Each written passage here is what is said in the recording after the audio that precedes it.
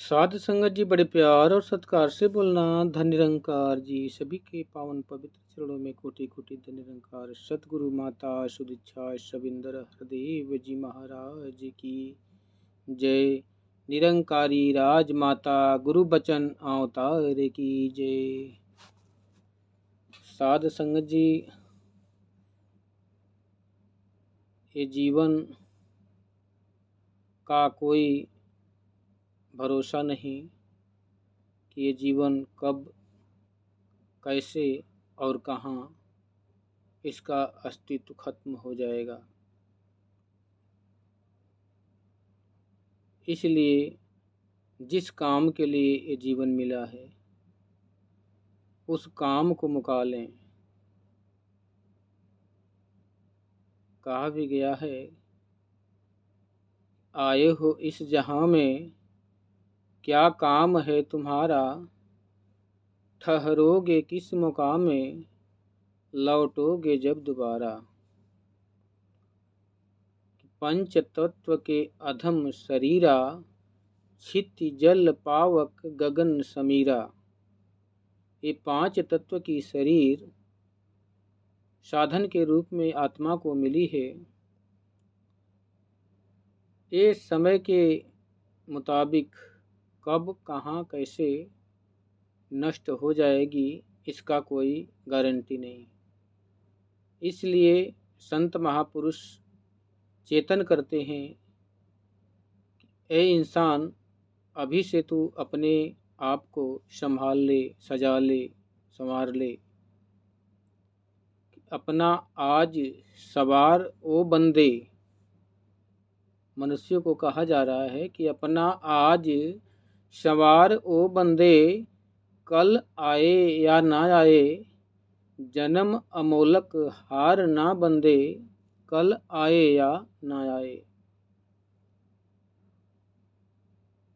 जिसको किसी को अगर भगवान की प्राप्ति की बात कही जाती है तो बहुत कठिन कार्य लगता है। जैसे लगता है कि उनको सब कुछ त्यागना पड़ेगा परमात्मा को पाने के लिए।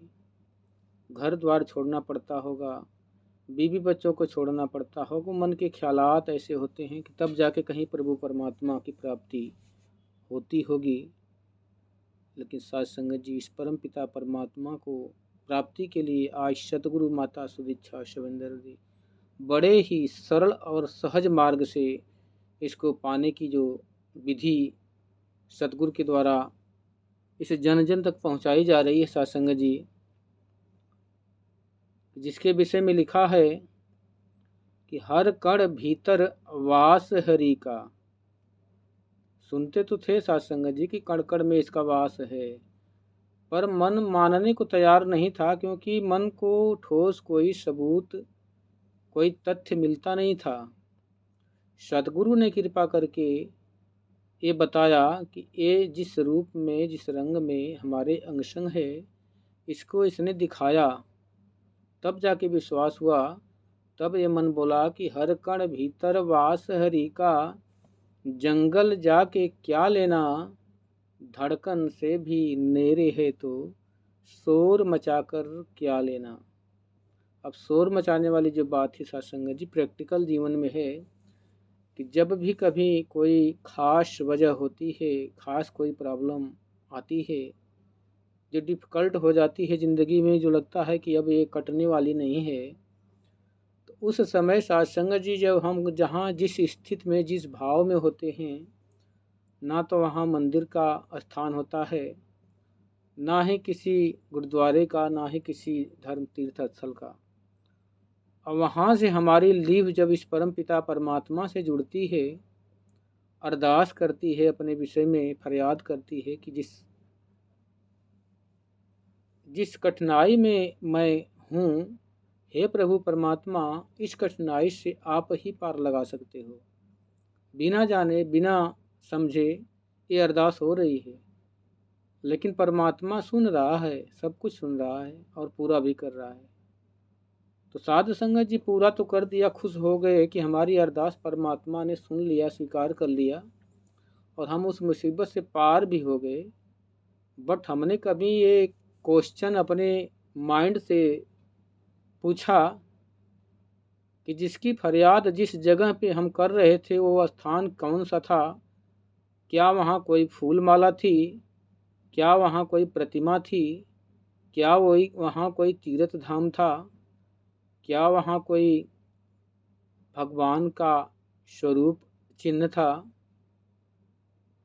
नहीं साथ संगत जी, वो जगह अस्पताल भी हो सकता है, घर का कोई स्थान हो सकता है, रोड भी हो सकता है, बाहर भी हो सकता है, कहीं भी मुसीबत आ सकती है। और जहाँ मुसीबत जिस समय आती है फरियाद वहीं से स्टार्ट हो जाती है। और वहाँ से फरियाद जब स्टार्ट होती है तो ये साध संगत जी ये परम पिता परमात्मा वहाँ मौजूद होता है और सुन लेता है। इस पे हमें मनन करना है कि अगर ये घट भीतर अगर नहीं है तो कैसे सुन रहा है, कौन से कान से सुन रहा है। अगर सुन रहा है तो ये बात को मानना तो पड़ेगा ही कि हर कण भीतर वास हरि का। फिर जंगल क्यों जाते हैं? जंगल जाके क्या लेना? धड़कन से भी नहीं रहे। हमने तो आवाज़ इतनी स्लो थी कि हम भी हमारे कान खुद नहीं हमारे अरदास को सुन पा रहे थे, इतनी धीमी थी, पर इसने सुन लिया। मन के अंदर ही भाव उत्पन्न हुए थे अरदास के, और मन के भाव को ही इसने जान लिया, देख लिया, समझ लिया। तो साध संगत जी इसका एहसास ये सबूत देता है कि परमात्मा हमारे धड़कन से भी नेरे है। और हर घट भीतर, ये नहीं कि हम मानव हैं तो हमारे ही घट के अंदर है। हर घट भीतर मतलब संसार में जितने भी प्राणी हैं, जल थल नभचर, सभी के घट के अंदर इसका वास है। हर घट भीतर वास हरि का, जंगल जाके क्या लेना, धड़कन से भी नेरे है तो शोर मचा कर क्या ले।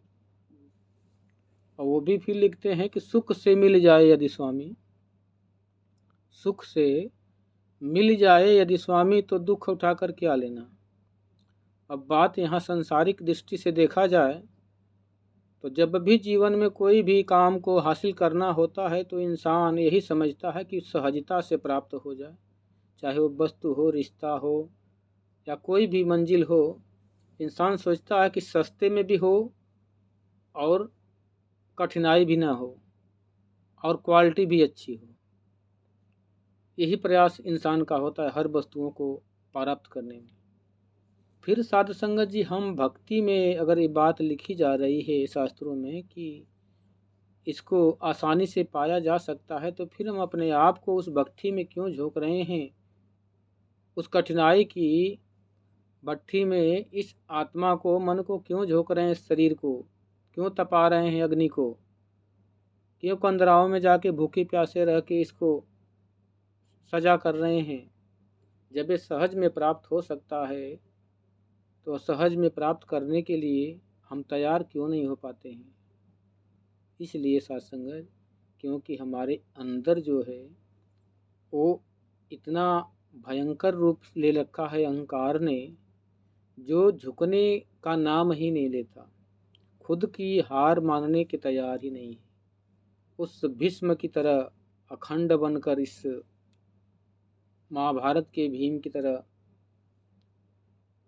स्वयं से अहंकार खड़ा है, जो झुकने का नाम नहीं ले रहा है। जब तक भीष्म थे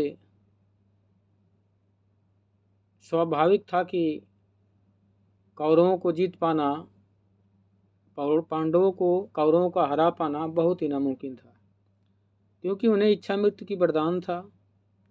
उन्हें उनके रहते कोई महाभारत को जीत सकता नहीं था, इसलिए उनका परास्त होना अति आवश्यक था। वही महाभारत साध संगत जी हमारे इस हृदय के अंदर चलते। हृदय है हमारा कुरुक्षेत्र का मैदान, और इसमें अहंकार रूपी भीष्म जो है सीना तान के खड़ा है, कहीं जाति रूप को लेकर, कहीं धर्म को रूप लेकर, कहीं ऊंच नीच का रूप लेकर, ये तमाम रूपों में इसमें व्याप्त है। इस कुरुक्षेत्र के मैदान में दो विभागों में इस मन को विभक्त कर दिया गया। एक था संगत जी कौरव और एक पांडव। एक तरफ राग द्वेष ईर्ष्या बैर नफरत लोभ लालच अहंकार के तरफ से खड़ा है लड़ने के लिए, और एक तरफ सत्य, धर्म, अर्थ, काम, मोक्ष, क्षमा, दया, शील, ये सभी सेनाएं साथ संगत जी कौरवों के विपक्ष में पांडवों की सेना में खड़ी है।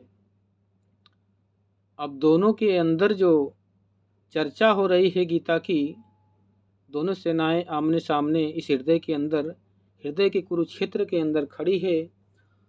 अब निर्णय इसमें कौन कर रहा है गीता का?